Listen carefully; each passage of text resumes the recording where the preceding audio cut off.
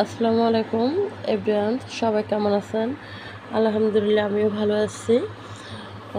তো আজকে আমার মেয়ের জন্য কিছু জলপি নিয়ে আসছে বাজার থেকে।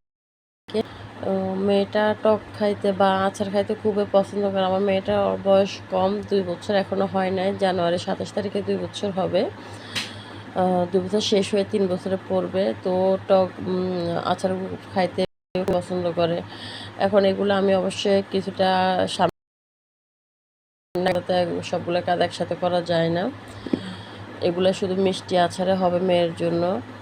তো সবাই, আমার অনেক আপু আছে কমেন্টে অবশ্যই জানাবেন যে মিষ্টি আচার বাবুর জন্য, ছোটো বাবুর জন্য মিষ্টি আচার কীভাবে দিব। আমি কিছুটা পারি, অবশ্যই আপনারা যদি শেয়ার করেন তাহলে অবশ্যই অনেক ভালো হয়।